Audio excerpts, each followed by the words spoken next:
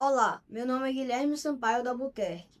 Eu sou aluno do quinto ano C e estudo na Escola Pan-Americana da Bahia. Hoje estou aqui para entrevistar o professor Luiz Mário Ferreira Costa para o meu projeto do PAP Exhibition, cujo tema é analfabetismo funcional. O professor Dr. Luiz Mário é historiador, psicanalista e pesquisador da escrita e da linguagem. Doutor em História pela Universidade Federal de Juiz de Fora, UFJF, e pós-doutorado pela Universidade de São Paulo, USP. Desenvolve pesquisas voltadas ao pensamento crítico, à argumentação e à formação intelectual.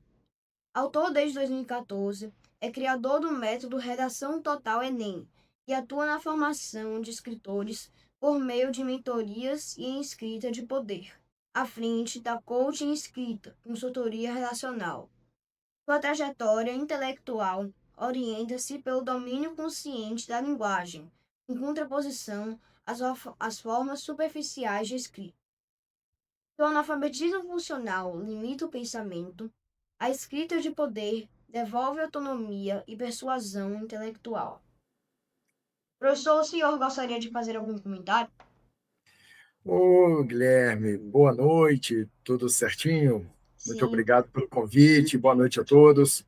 Bom, antes de começar, eu gostaria de falar alguns conceitos básicos, principalmente com relação ao analfabetismo funcional, né?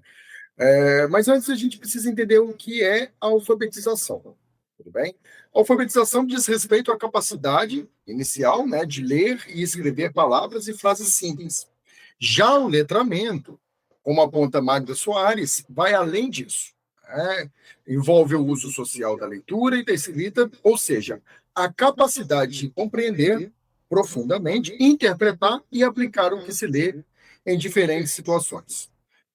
Quando essas habilidades básicas, né, não estão presentes, temos o analfabetismo, né? No Brasil, segundo o IBGE, últimos dados de 2023, essa marca chega a algo em torno de 5,4% da população, com mais de 15 anos, com 15 anos ou mais, né? É, Porém, ainda temos um problema ainda mais grave, aí sim, o analfabetismo funcional, que, de acordo com o INAF, nos últimos dados de 2018, chegam em algo de 29% a 30% da população brasileira, um terço da população brasileira. Né? Que mesmo frequentando a escola, é importante que se diga isso, mesmo frequentando a escola, ainda tem dificuldades de interpretar os textos, utilizar a leitura, enfim. Então, esse é o quadro inicial. Tudo bem? Hum? Obrigado, professor. Agora vamos começar as perguntas. Ok. O que é analfabetismo funcional? E, considerando o crescimento da escolaridade no Brasil, como explicar a persistência ou até a ampliação dos índices de analfabetismo funcional no país? Bom, o analfabetismo funcional refere-se à dificuldade de interpretação, compreensão e aplicação da leitura e escrita, né? Nas situações do dia a dia, na vida normal, na vida do dia a dia, né?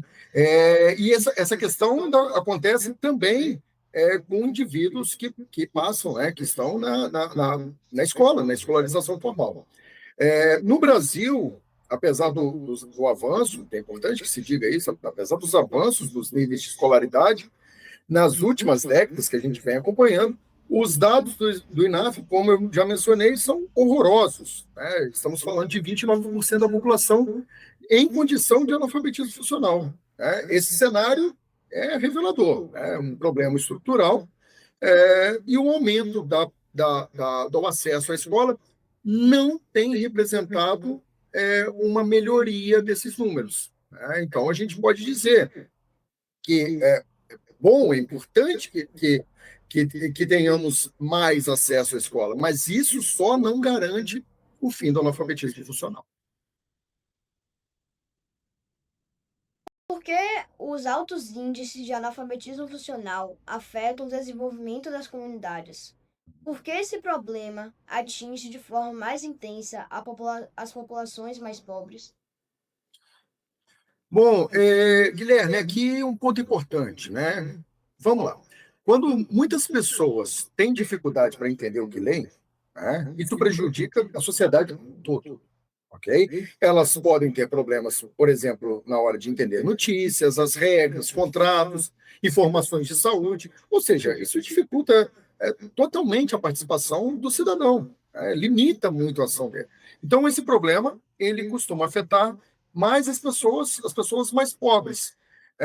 Acontece principalmente por conta de um fenômeno que o sociólogo francês Pierre Bourdieu aponta e chama de capital cultural.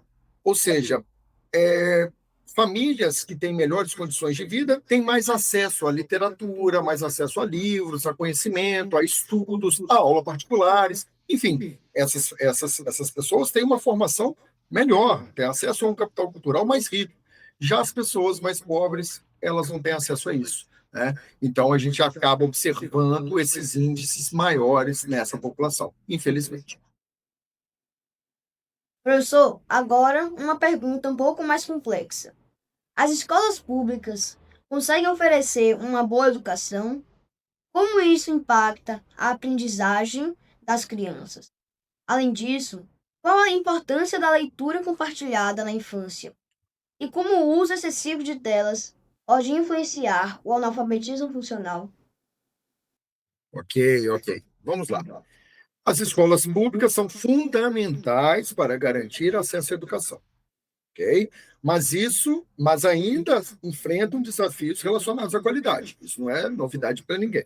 Muitas crianças estão na escola, sim, claro, verdade, mas nem sempre conseguem desenvolver plenamente essas habilidades que eu disse, de leitura, interpretação, né?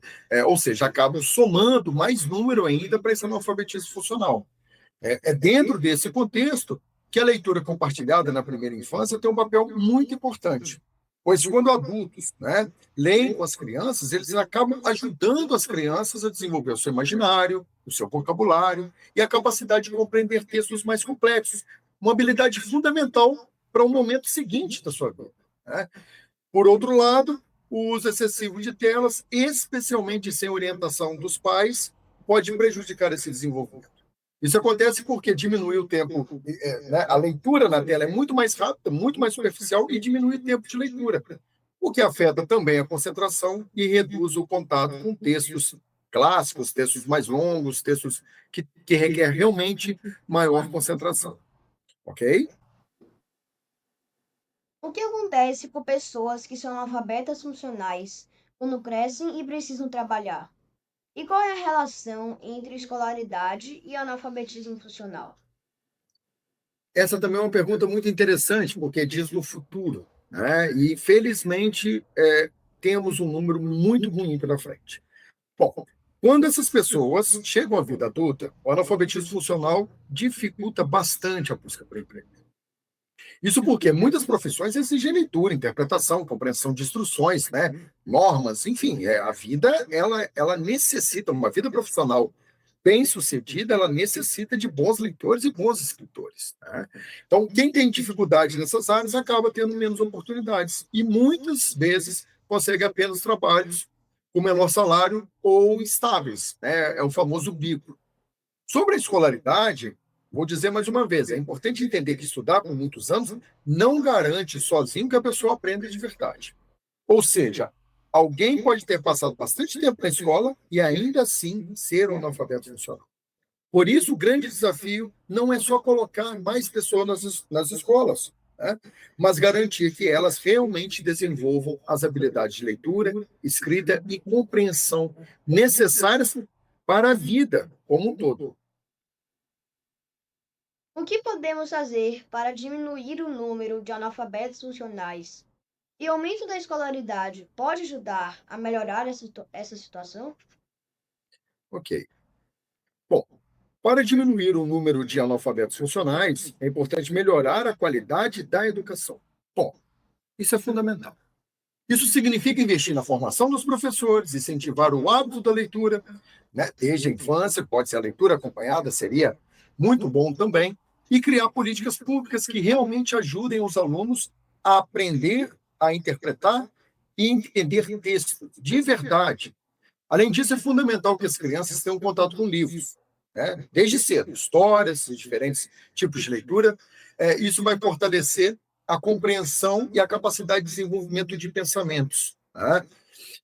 O aumento da escolaridade, mais uma vez, é sim um passo importante, mas sozinho não resolve o problema. Só haverá melhoria de verdade se os alunos não apenas frequentarem as escolas, mas também aprenderem de forma efetiva. Por isso, a esperança de redução do analfabetismo funcional, desde que a educação foque não apenas em colocar o aluno na escola, mas garantir que ele realmente aprenda e desenvolva essas habilidades. Não basta números na escola, é preciso ter qualidade desses números. Para finalizar, professor, como o senhor trabalha na prática o combate ao analfabetismo funcional no seu dia a dia? Guilherme, muito obrigado por essa pergunta. Esse realmente é um tema que muito me agrada, tenho trabalhado com ele de forma mais precisa desde 2019. No meu trabalho, eu parto de um conceito simples, de um princípio simples. Não basta ensinar o aluno a ler. É preciso garantir que ele compreenda, interprete e saiba aplicar o que acabou de ler. Né? Então, para isso, eu desenvolvi um método chamado de leitura em camadas. O que é isso? Né? Eu organizo a leitura em 3 níveis. Primeiro, o aluno entende o texto de forma direta. Depois, ele aprende a relacionar essa leitura com outros conhecimentos. E, por fim, ele conecta o conteúdo com a própria realidade. É nesse último ponto que a leitura ganha sentido de verdade. Não fica lá no campo do somente abstrato. A partir daí, a gente dá mais um passo. Avançamos para a escrita em camadas, né? Que segue a mesma lógica. O aluno escreve o que entendeu, relaciona as ideias e depois traz isso para exemplos reais. Esse processo é feito prioritariamente à mão, tá? Escrita à mão. Porque a escrita manual desacelera o pensamento, desacelera a nossa mente e favorece a reflexão. Né? Você consegue escrever e interpretar de forma mais profunda.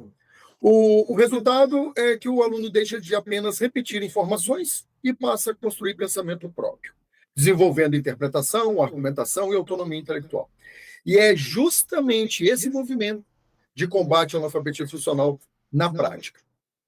Para encerrar, Guilherme, o que eu tenho a dizer é o seguinte: acredito que a leitura e a escrita são trabalhados com profundidade, caso contrário, não tem melhoria no analfabetismo funcional.